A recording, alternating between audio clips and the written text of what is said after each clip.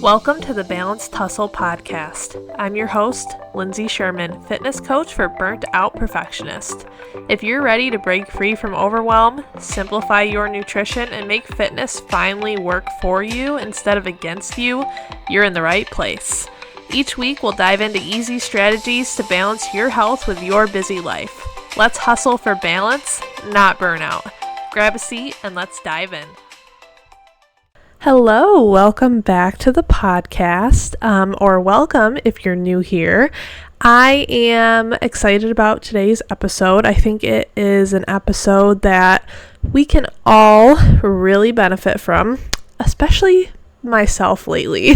So before we get into it, I just want to acknowledge that it only took me 3 tries to test my audio today, which I think is a record.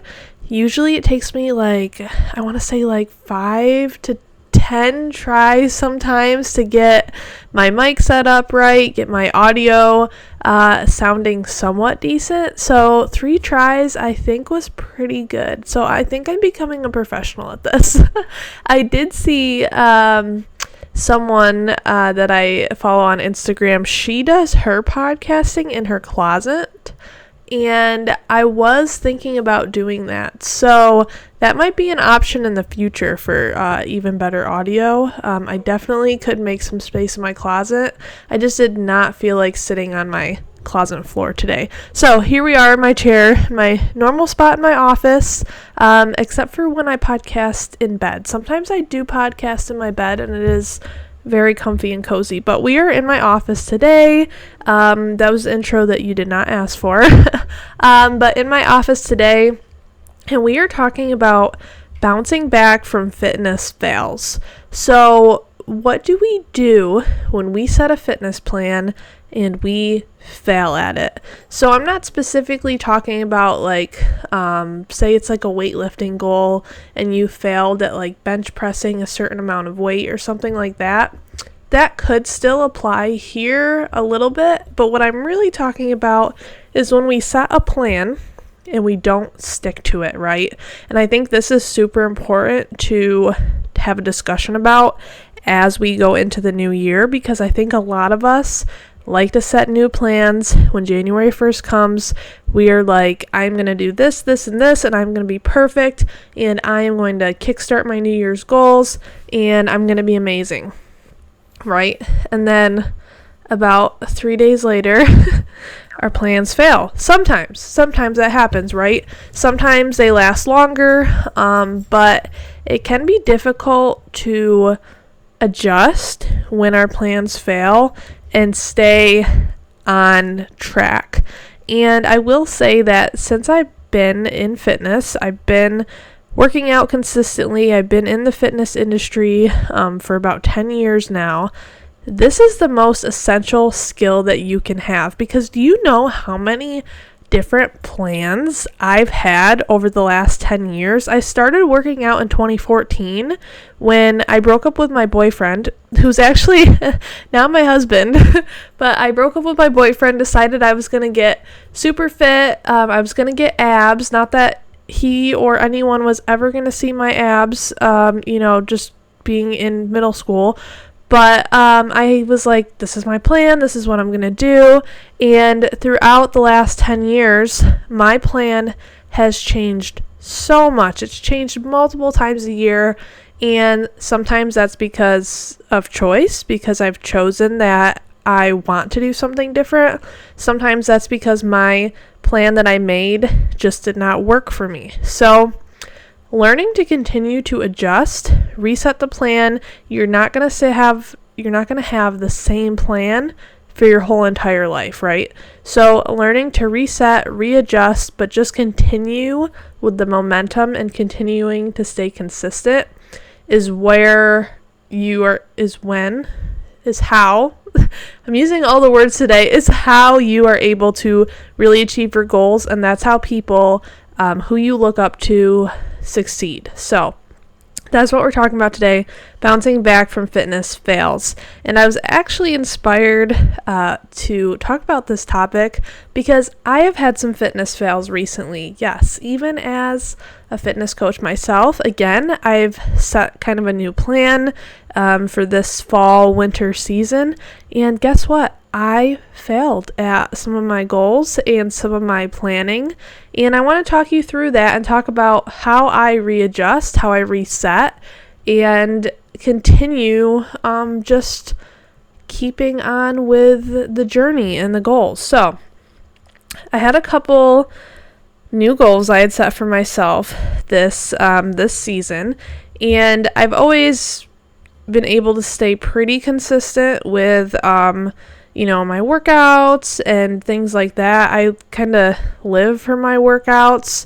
They've changed over time, but they help me so much mentally that those haven't been as hard to stick with. There's some other habits I've been trying to implement to kind of support my workout schedule, to support my work schedule, and those have been a little harder for me to stick with lately. So, number one is I wanted to make a habit of waking up at 5:30 every morning. And I thought to myself, this should not be hard, right? Because I used to milk cows on a dairy farm. And I used to be at work at 4:30 or 5:30 in the morning, depending on what task I had for that day, whether I was milking cows or feeding calves or what I was doing.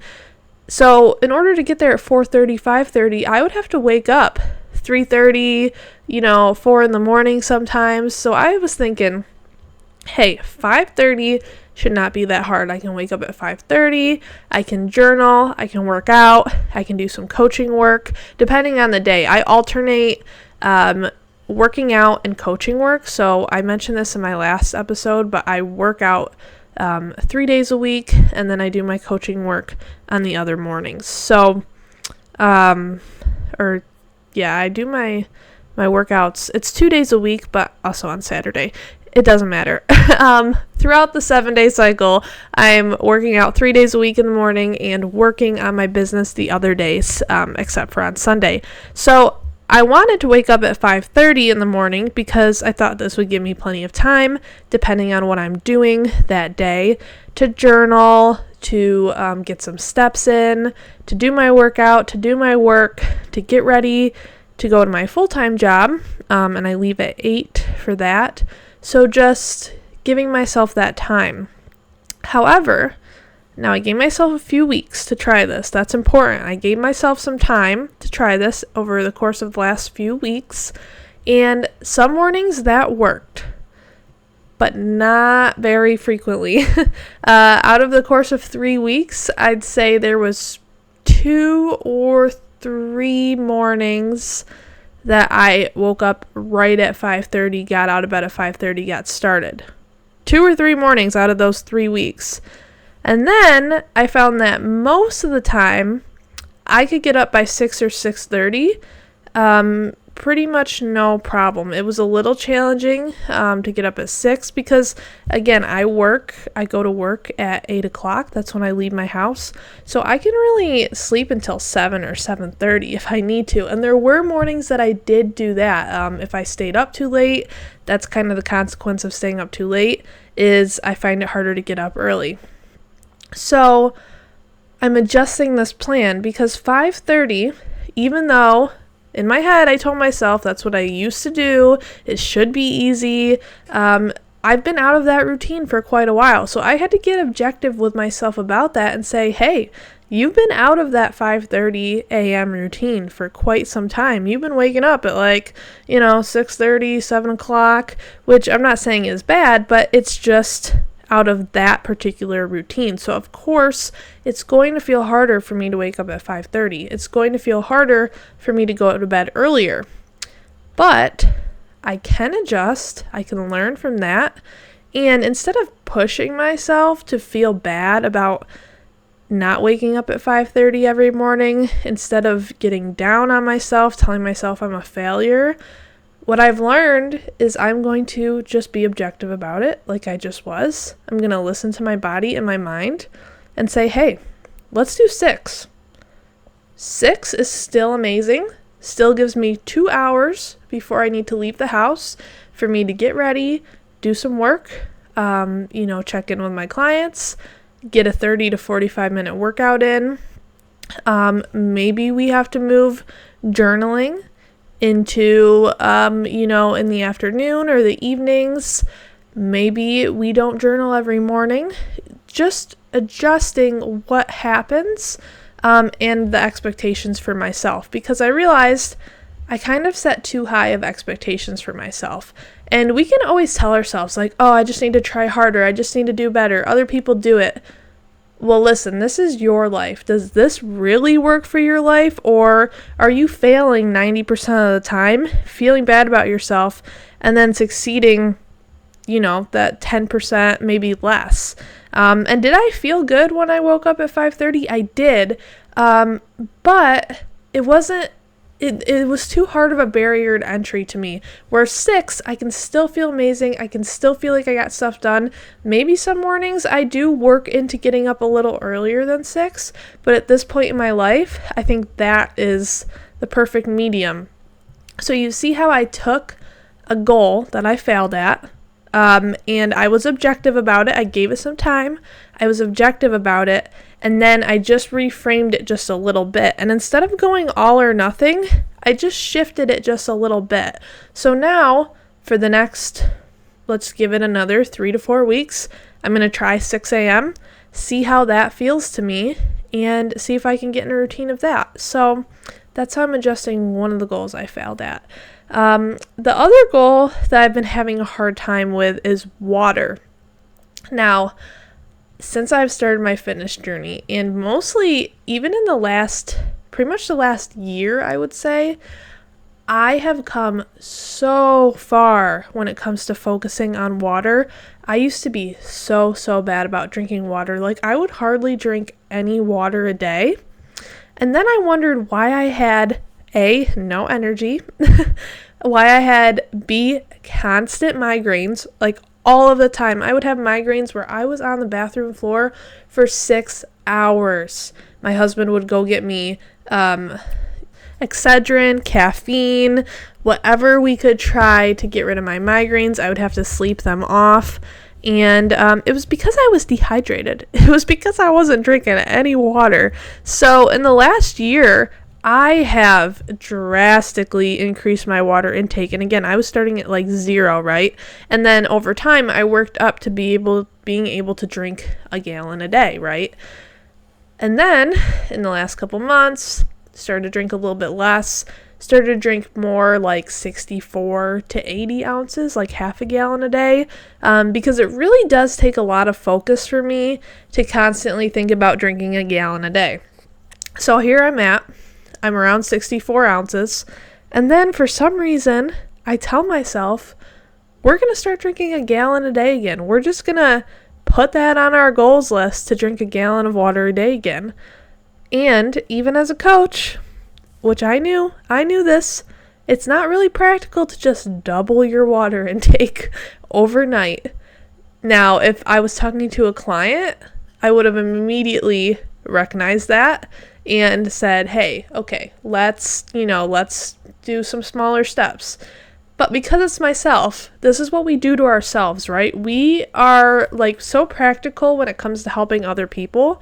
Even if you're not a coach, like if you're helping a friend, usually you can be so much more practical and rational when giving advice to a friend than you are when giving advice to yourself. And the same goes for giving encouragement and also like beating up on yourself. You wouldn't say half the things that you say to a friend that you say to yourself when you fail, right? So as a normal imperfect person, again, set my goals too high. And then I kept failing. I kept failing at drinking a gallon of water a day. And in my head, I was saying, I used to be able to do this. I did this. I can do this. I just need to try harder, right? No. What I needed to do was just scale back my expectations a little bit. And so I'm adjusting.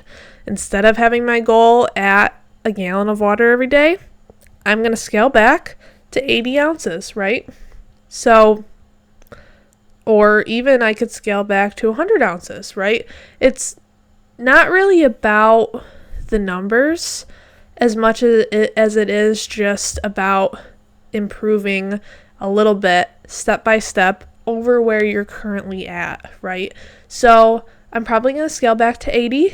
And then if 80 goes well for a while, I'll bump up to 100, right? And you saw me catch myself when I said 80. I was like, maybe 100, right? Maybe that's not good enough. No. That's what we do. And you just saw it live. You saw it happen. And I didn't do that on purpose. That was my natural instinct, was to say, well, that doesn't sound quite good enough. And I'm a fitness coach and maybe I should be better. No, if I'm consistently at 64 ounces now of water every day, I'm just going to set the bar just a little higher at 80. And 80 is still amazing. I found that keeping at 64 every day, I'm still keeping off migraines. I'm still keeping higher energy levels. But I do find that when I go above 64, for me personally, I have a lot more energy too. So that's what we're going to do. We're going to readjust, and that is really the main thing you have to do when it comes to assessing what your next steps are after you failed at your goals. So I hope that kind of gives you a little bit of taste and real life example of what it's like to kind of reset and readjust at your goals. Now, I have had some other goals that I've set around the same time that I've been very consistent with. So my goals to up my steps every day have been super consistent. I've been super consistent with my workouts, and reading was another habit I wanted to add in. So just knowing you can't go from 0 to 100 and recognizing the successes that you are having, and then just slightly tweaking the ones that you aren't. So just to review, let's just kind of go over those steps. Again, it's not, what do I want to say? It's not a waste of time to fail also. So don't let yourself think that you wasted time, that you, just failed and that it wasn't worth anything. It's not a waste of time to fail. It's valuable because we can learn from ourselves, what our habits are, what we need to adjust, like I've said, and just kind of learn how to be objective with ourselves. And again, that's going to help us in our whole fitness journey. So again, number 1, you're going to assess the situation when you fail. What went wrong? Was your goal too ambitious? Were there maybe things that came up, barriers that you didn't plan for? Maybe this would have worked, but maybe something came up that you didn't plan for. What can we do to account for that next time, right? Maybe it was something that was just totally random that won't really happen again. Maybe it was something you just didn't think of that we just need to factor into play for the next time we set our goals. And then adjusting the plan. Do we need to scale back? Do we need to modify the goal to make it more manageable? Do we need to add in certain tools to help us accomplish this goal? Did you maybe need better time management, for example? Maybe your goals were very realistic, but you just didn't manage your time right. Maybe you didn't have the accountability that you needed.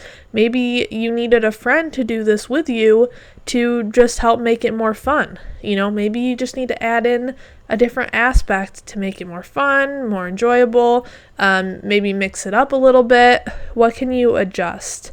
And then, as I just mentioned, creating accountability. So sharing your goal with someone, doing it with someone, using a habit tracker, something like that, an app, super, super helpful. Oh, by the way, I will do a plug for my January habit tracker challenge. It's called Thrive in 25, and I've created it just for you for this reason. If you are looking to set some new goals for January, some sustainable goals, I will be helping you develop your goals for the month and stick to them throughout the whole month of January. And I have also pick out some awesome prizes. So each week there will be prizes awarded. There will be some fun opportunities to join in on getting some bonus points towards the prizes, things like that. So you'll definitely want to join that if this podcast is kind of resonating with you and you're looking to either adjust some of your goals or set some new ones. This is a challenge that anybody can do no matter your level, and you'll all have equal opportunity to win the prizes. So no matter if you're walking, for example, 5,000 steps a day or 15,000 steps a day, it's not really a competition of who can, again, for example, walk the most steps. It's a competition of consistency and a challenge of consistency. So you'll definitely want to join that. It's free, completely free, no catches there, and the link is in my Instagram bio, or you can send me a DM, or if you're a Facebook person, message me on Facebook, and I will get you into the group. It's a Facebook group that we're going to do it out of, so I will get you in there so that you can participate and feel confident going into January, and maybe leave with some awesome prizes. So that's some accountability. That would be a great way to get some accountability for your goals. And then, again, focusing on progress, not perfection. So what did you do that was good? For me, when it came to my sleep goal, waking up at 6 a.m. instead of 7 or 7:30 a.m.